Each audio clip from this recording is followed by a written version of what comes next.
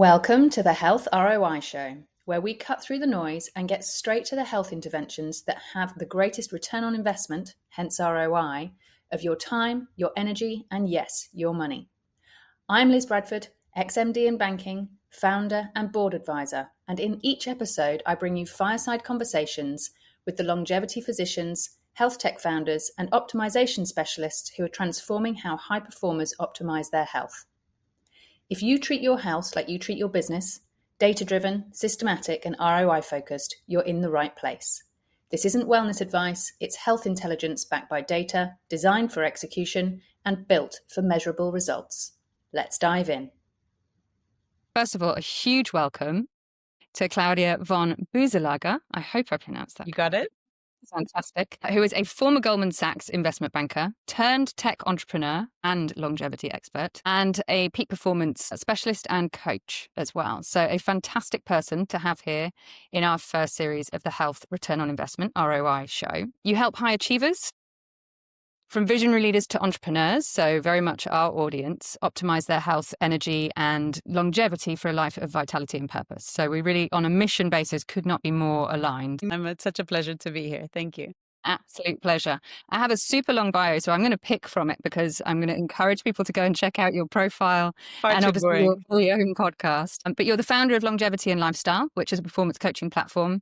You have an amazing podcast of your own, which reaches over 200,000 people globally, in which you interview experts on exactly kind of the topics we're about to touch on. And you're also the co-founder of the Lumara Collective, which is a global longevity consultancy, so leading innovation for longevity clinics as well. So obviously you used to be in finance, used to have one of those kind of push corporate careers. And since leaving, you have reversed your biological age by 17 years based on everything I've learned and heard from listening to your own podcast. So as some of our listeners won't have had that pleasure yet, we would love to start with that, if that's possible. Tell us a little bit about that journey, how you did it. And I'm sure lots of people will be frantically taking notes.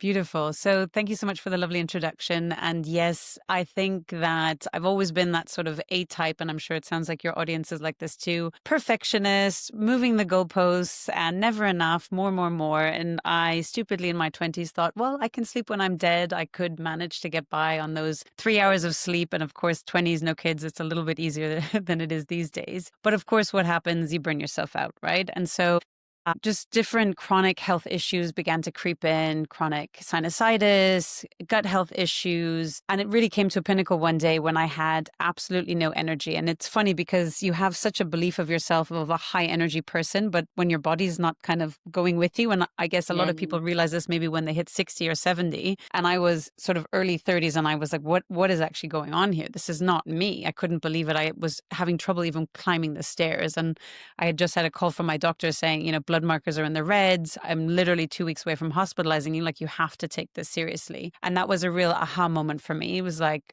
hang on a second. If it's already this bad, it's not even lunchtime. I've got businesses to run. I've got small kids. What's the next 10 years going to be like if it's already this bad? And so that set me down many a rabbit hole of understanding that you can actually optimize your health. You can do so many things proactively, contrary to our Western medicine of putting a plaster, a Band-Aid on it, of oh, you got a headache, here's a pill, right? Because you need to look at the root cause. It's so essential as well. And so for me in that journey and learning personally, obviously we're all different, right? We're all an N of one, but major things that I needed to optimize was around my sleep, to take it really seriously and actually understand the biochemistry, what is happening while we sleep. And happy to touch on it in more detail if you like. And then also gut health. Repairing gut health and taking a complete deep dive into that, and then setting myself up to win with certain protocols so that I don't need to have decision fatigue every day. I can just have a certain routine that works really well for me, for my body, and just allow me to be optimizing my state. And obviously people are hearing more and more about these biological age tests. And there is a lot of fluff, I'd say, out there in the market. And people are like, oh, we have our own biological age test, etc. One that I'm a firm believer in is glycan age, which is based off of 20 years of research. And it looks essentially at inflammation in the body. And many people will have heard the term inflammaging, right? So that aging happens because of inflammation in the body and in different systems. And so I quite like their test. And so I do need to do an updated test, but the last one I did take was 17 years younger. And my goal is to get down to being 20 years old again biologically and stay there until I'm 100 chronologically. So a little mission I have on the side just for fun. Oh, mate, just for fun. And you're doing that with, as you mentioned, you have young children as well, right? So it's not like you can just spend your whole time meditating and doing your 5 a.m. morning routine and everything else. Like you have a very Exactly. busy life. Yes. How Yeah. did you sort of get to that stage where obviously kind of near breaking point, 2 weeks off hospitalization, but busy career, busy family? How did you find the time and the capacity to really focus? Because I think that's where most of our listeners really struggle. They know they need to make change, but it just feels too overwhelming and they're not sure how to find the capacity to do it. Yeah, that's a really great question. And I get that a lot with clients of mine. They're like, you please don't give me anything else to add because I feel like I'm already at 120, 150%. And so I have a certain process I take my clients through as well. But one is really starting off with getting clear on your why. So if you know that, be it I want to be around for my kids or, I have a family history of cardiac issues, I don't want to go down that path, whatever that why is for you. If it is, I want to go, climb Mount Kilimanjaro, whatever it is, but having a very powerful why, typically it will be above and beyond yourself. That will get you out of bed in the morning and that will be your motivation. And then the next one where I take clients through is actually taking a deep dive into what does your weekly schedule look like? What are you spending your time on that mightn't be of the best interest of you? And if you have any questions, how long you're spending on WhatsApp or social media or WeChat, if you're in Asia, whatever it might be, you can just look in your phone and you can see exactly that, like, oh, I spend 2 hours a day on social media. Maybe I can cut that down to 30 minutes or whatever that number might be for you. So first is always looking, what can I declutter out of my life? Where am I wasting time that is not of the best, highest interest of me? And then once you get a bit clarity around what are the routines, what are the systems that you could set up for yourself, I love from the sort of tech entrepreneur perspective, you set it once and roll it out from there. So you avoid the decision fatigue. So okay, my kids wake up at 7 a.m.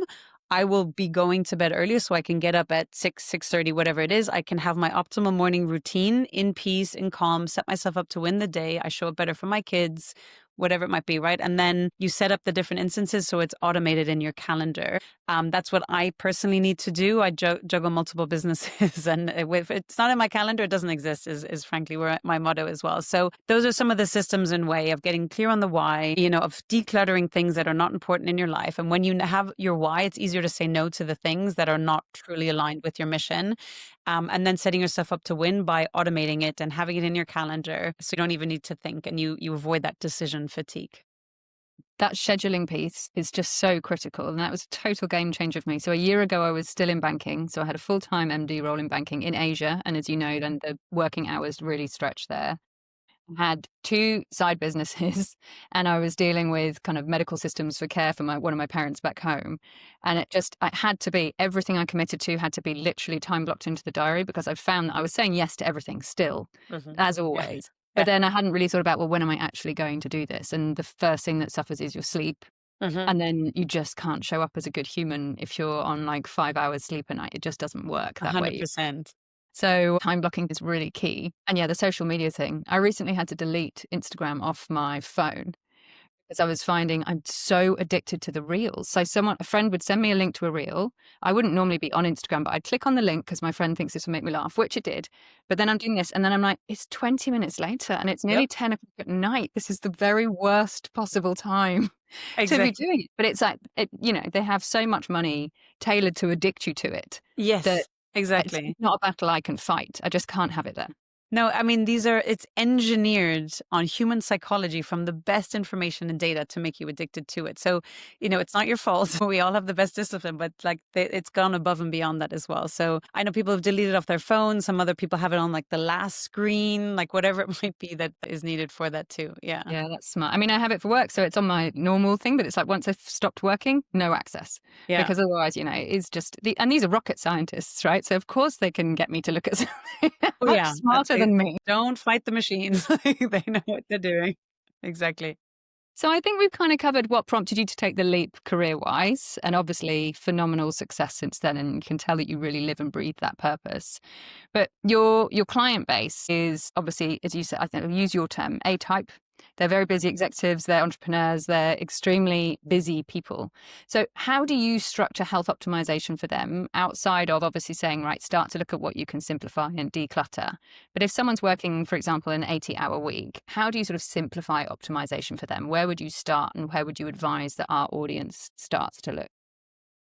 Yeah, and I think it's really important that people, first of all, as I mentioned, get clear on their why. Why are they looking to do this? Because it's not something like there's a, oh, take this pill and you'll be fine. Like this is an effort. This will take time. You need to carve out a bit of space and bandwidth because you're going to want to understand some of the details behind it and not just blindly take on things. But then you also need to either have a coach or a good doctor who you trust that you can work together with, because at the beginning it is a bit of, you test it out. Does this work? Does this, is this compatible with me? But you also want to establish a baseline. And so this could be anything from, bloods and different panels to, for some people, maybe even testing their gut health. So for me, when I tested mine, because I've lived in third world countries, etc., I've traveled a lot. I had H. pylori, which a lot of people die from in Mexico as well. It destroys the inside of your gut lining. And these are things that, can happen. And I would say, it was healthy, etc. I didn't know unless I tested for it as well.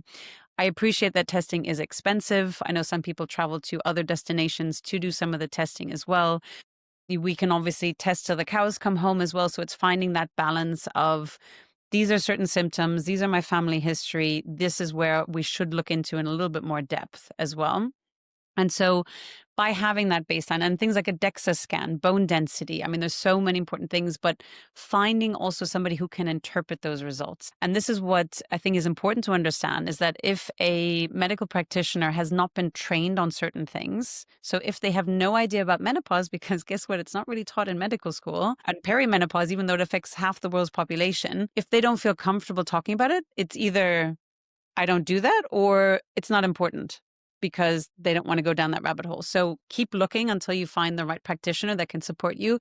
It might be multiple practitioners as well, but having your why, figuring out what's your baseline, having good trusted support, and then looking at things like the basics. And this, I think, is really important as well. Some people are like, oh, Brian Johnson's spending $2 million a year on biohacking. I can't afford that. Like, I don't have that budget. I've got kids. There's so many things people can do that are free.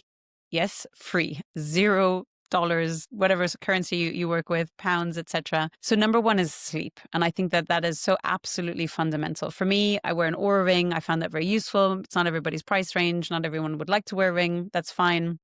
There's different ones as well, but it really helped me to understand the phases of sleep, making sure I'm getting enough deep sleep. Also, REM sleep is something that I would really struggle with as well. And you can optimize around that.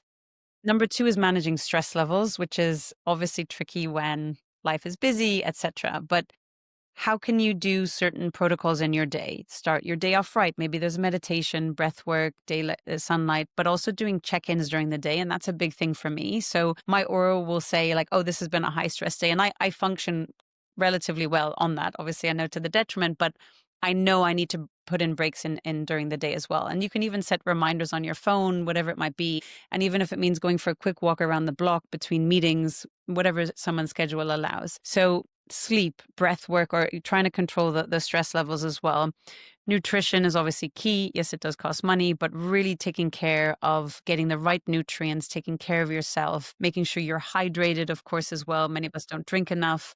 Your body wants to function really well. And I think that Western medicine doesn't like us to believe that, but the body wants to heal. It wants to do well for you, but you need to kind of give it the right tools and resources as well. And then things like meditation, right? As I mentioned with those breaks with breath as well, but just coming back to center, being present, being in the moment, finding that calm as well. Grounding, walking in nature, spending time with friends. We know from Harvard's longest running study from 1938 that the number one for longevity and happiness later in life is that social connection as well. So it's almost like going back to the basics. And obviously you can biohack and do tons of other things around it as well. But if you can get those core things sorted and done in a very good way without a price tag, essentially, you're already doing really well. There are so many threads in there that I want to pull on. I'm going to, if you don't mind, I'm going to start with sleep. So as you can see, also an Aura wearer. Mm-hmm. I'm also testing out the Whoop this month to see like how the data compares and everything else.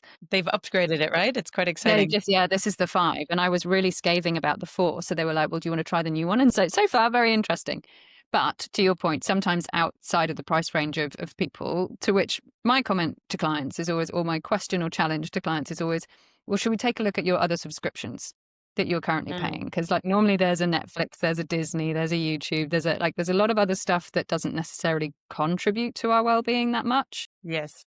And I don't mean that in a judgmental way, but I think to your point, like sleep is the absolute foundation. And I say this as someone who is really bad at prioritizing it. And I know I have to. And that's why I have the wearables to make me actually see the data points. So I don't drink, but when I do drink, you can really see the impact on your sleep.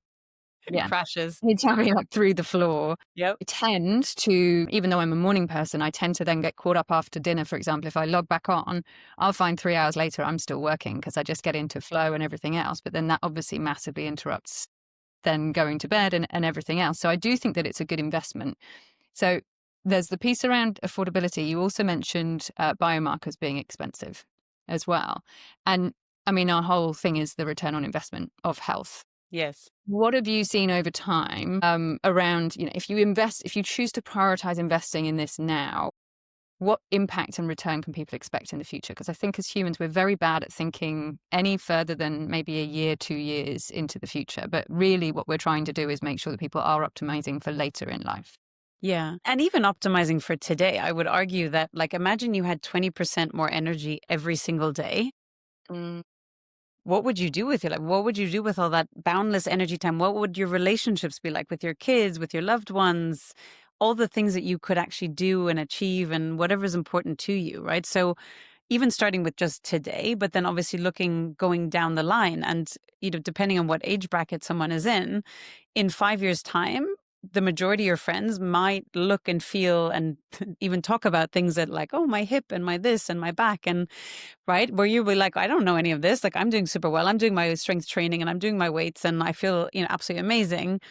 And then keeping in that state for as long as possible. And I mean, I've talked to 80-year-olds, almost 90-year-olds who are doing spinning 4 times a week and doing their weight training, traveling around the world. And they're like, my friends keep getting younger because the ones at my age, they're not doing anything. They're so boring, and so I say this a bit more in jest, but I think, for me personally, the goal is to live really well every day until I hopefully just drop like that and to avoid that last 10 years of pain and stretched out. And before we hit record, I was just sharing that unfortunately I lost my mother to late stage dementia last week. And she was someone with unbelievable, boundless energy. She's had multiple head trauma and lack of HRT post-hysterectomy in Ireland back in the 90s. And so those are the foundational things for her. Obviously, there's different factors that contribute to it that we know of, as per science from Dr. Dale Bredesen and other leading neuroscientists. But that painful time, not just for the actual person fading away, but for all the family members. If anyone listening has someone like with cancer, whatever it might be, no one would wish that type of suffering onto anyone else. And that's what it is with the health ROI. This is a choice that each and every one of us has every single day. And it doesn't mean we have to be perfect and live by it, a disciplined routine. If you're able for that, beautiful. But, life gets in the way. We're traveling, they're serving airplane food and there's nothing else. And you've got a 10-hour flight, whatever it might be. You make do what it is, but in general that you've got a really good baseline so that you can pick your poison for the times that you decide to let your hair down or do a little bit differently. Some people are very strict and just live one way. And we're all human. But I think if you have that very strong baseline of focusing on your health, the things that do you good, not only will you get the ROI today, but every single day until it is time to move on. I hadn't even thought about the energy, but should do, obviously, but like imagine how much more you can achieve with 20% more energy every single day, how much you can compound that benefit through that. We were actually chatting in the community. We have office hours every Tuesday. And we were chatting this morning about Brian Johnson, and someone was saying, but do you think he's happy? And I was like, doesn't look, I mean, he's welcome to tell me otherwise, but there does come a point where, and you mentioned relationships and how important those are. If you're optimizing everything, and as you just said, you have some people who live very, very disciplined lifestyles. I'm kind of on the fence of like, I think once it starts to intrude into you being connected socially, actually that it's not a net positive anymore. Like if it means you're living in such a rigid way that yes, you might live for a very long time, but you're going to be doing it in a lonely fashion, that's not ideal either. So I think to your point, it's really about finding that balance and what works for every single individual. Yeah. I don't know if you saw the documentary on Brian Johnson as well. So he had his son living with him for a year. So he was like, I'm very happy about this. And then obviously the people that follow his Don't Die movement gave him that sense of joy with community as well. But yeah, I think it's important. And there was one point, and I was guilty of it. I had my intermittent fasting schedule down, and I had certain foods, and I would do this, and I was doing keto, and friends were having a dinner, and I wouldn't eat, and I was a bit like, oh, and this is getting a bit late, and I realized, like, what am I doing? Like, I'm so miserable. Like, this is not me, and I need to find that balance as well. So I think for the majority of people, finding the right balance of very healthy most of the time, but enjoying life is just so fundamental. Yeah. Another example of where the 80-20 rule can come in, right? Live Yes. really, really well for the 80% so that you've got the 20% leeway to do the stuff that really brings you joy.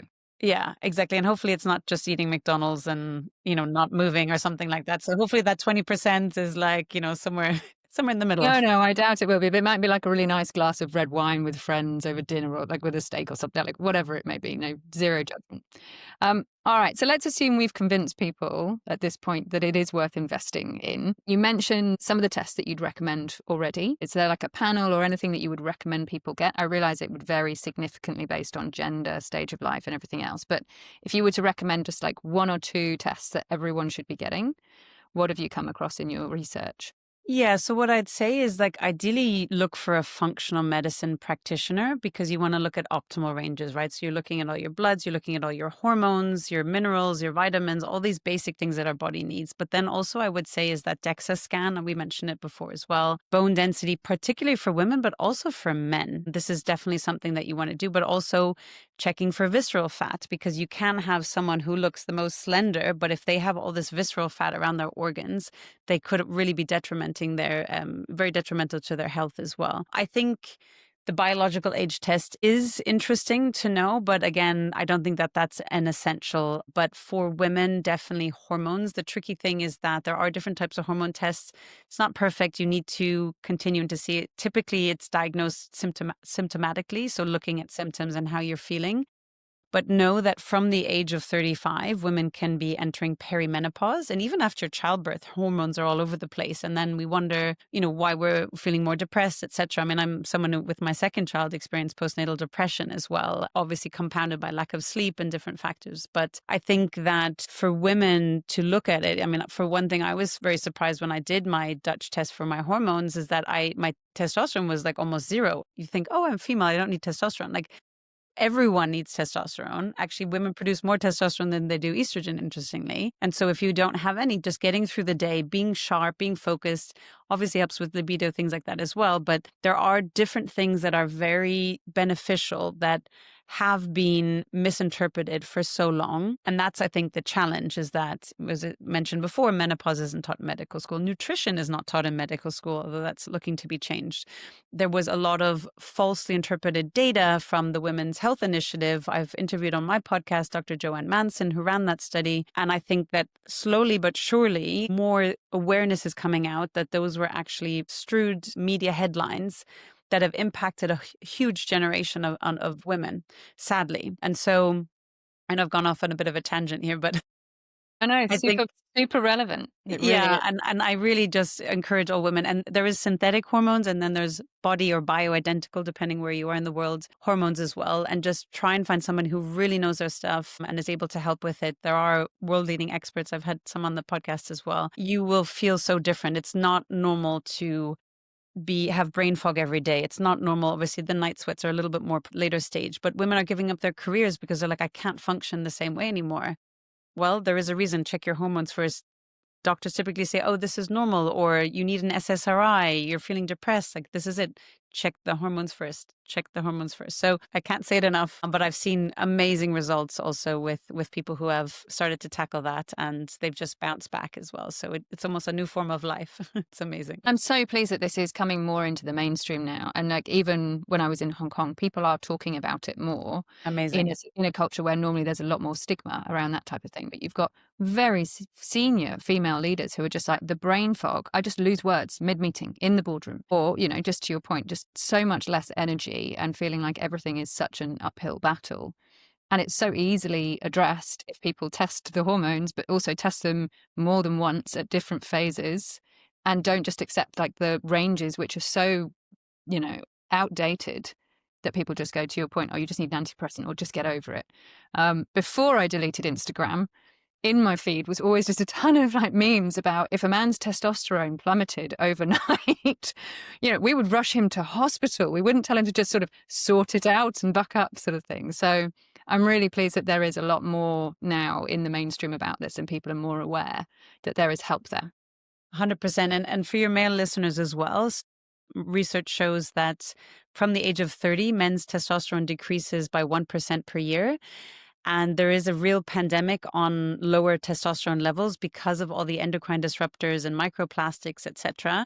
And I think I read somewhere research that a man now in his, I want to say 30s, has the same level of testosterone than a 60-year-old in the 1950s.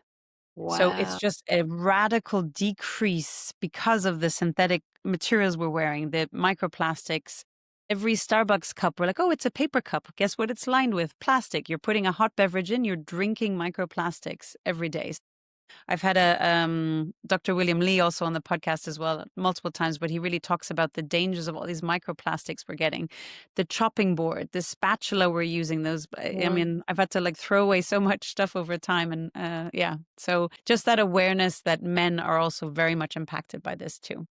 And it does have a significant impact, doesn't it, when testosterone plummets for men as well, like just mental, physical, everything. So it is a super important thing to be focused on. 100%. I've had Dr. John Gray on also. So his meaning is that when men's testosterone is high, they're achieving, they feel good, they're providing. When testosterone decreases compared to estrogen that men also have, they're much more emotional, less drive, they're unhappy, etc. So for men curious, have a chat. Andropause is real with a practitioner about trying out the testosterone replacement therapy and just see how you feel.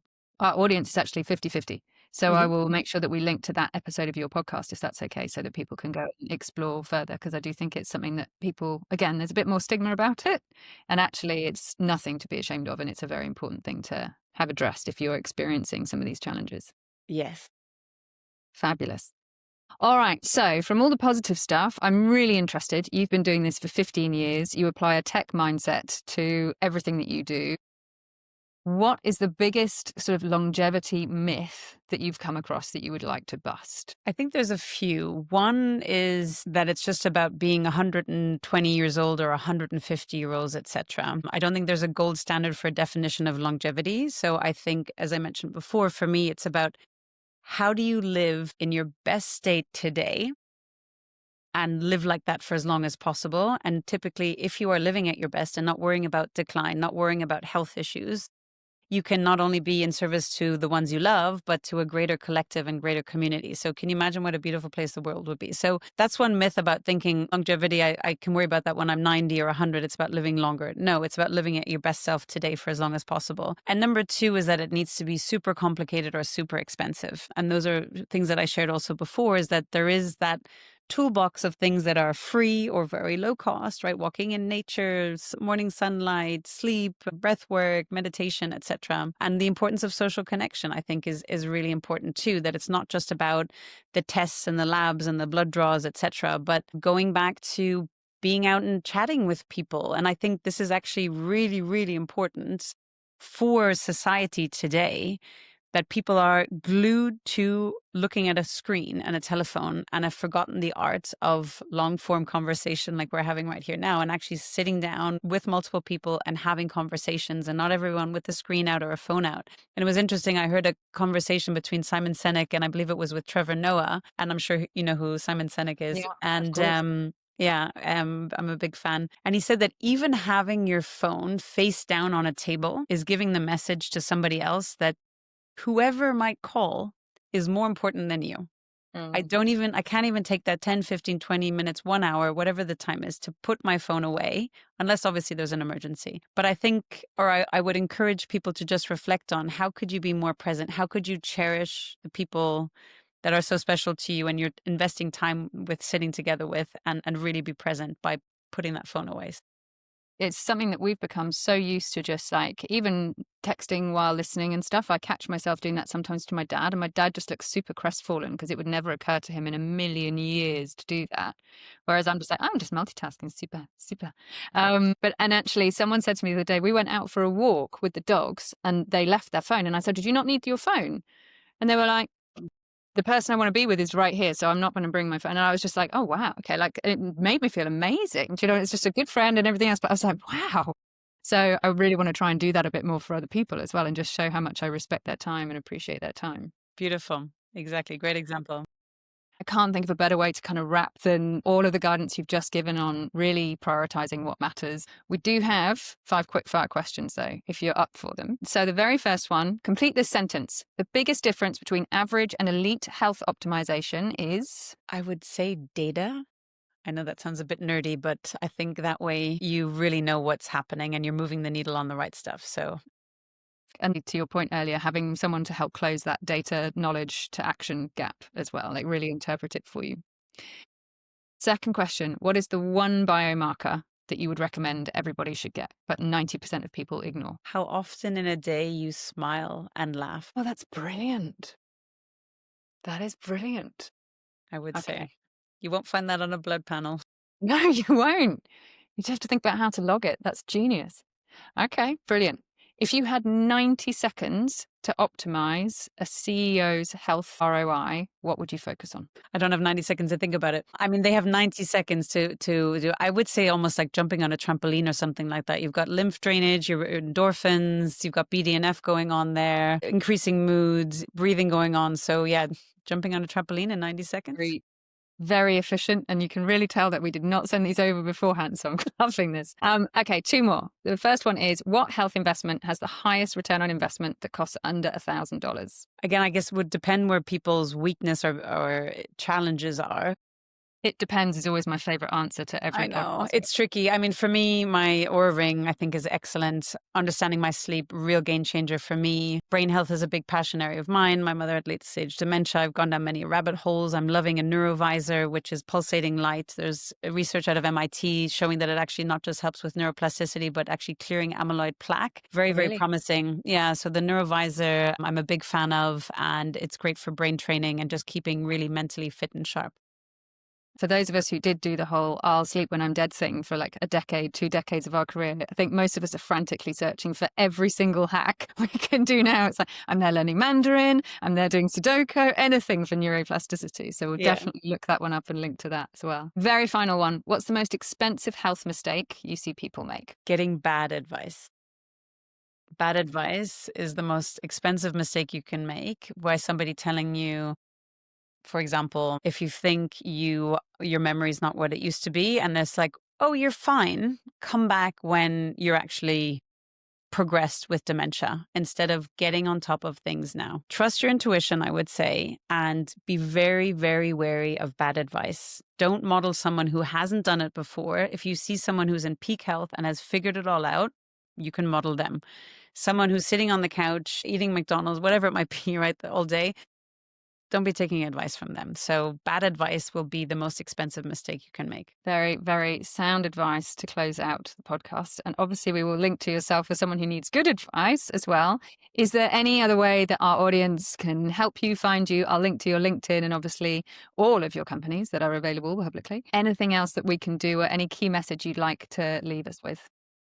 Thank you so much. Yeah, so people are welcome to reach out at any time. On Instagram, I'm Longevity and Lifestyle. LinkedIn is Claudia von Boeselager. Tricky name, but thank you for linking to it. Obviously, my website is longevity-and-lifestyle.com or Lumara Collective, lumara-collective.com. I'd say parting message is for people to really understand, just like Warren Buffett teaches in twofold. One is the biggest investment you can make is, or the best investment you can make is in yourself.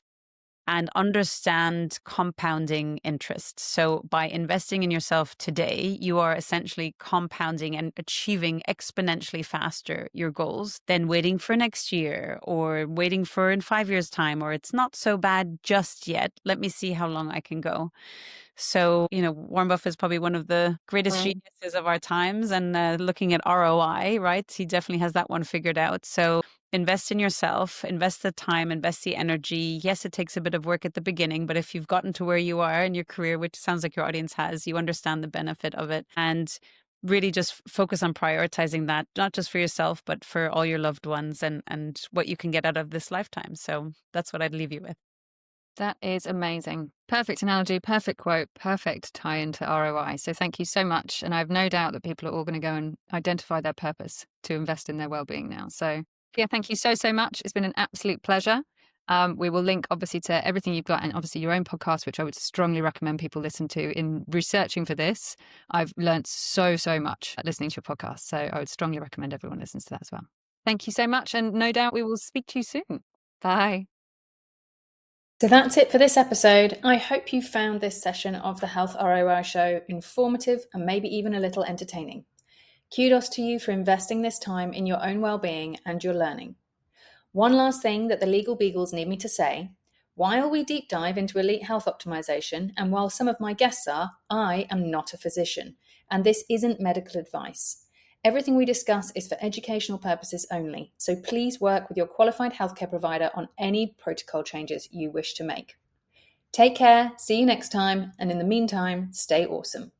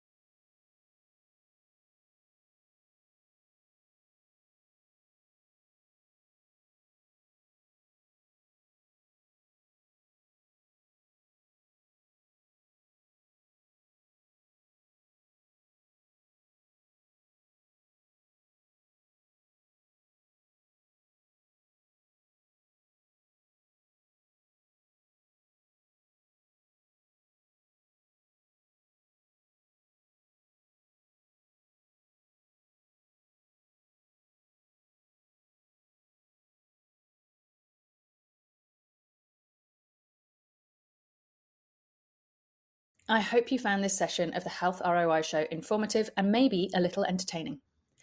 Kudos to you for investing this time in your own well-being and learning.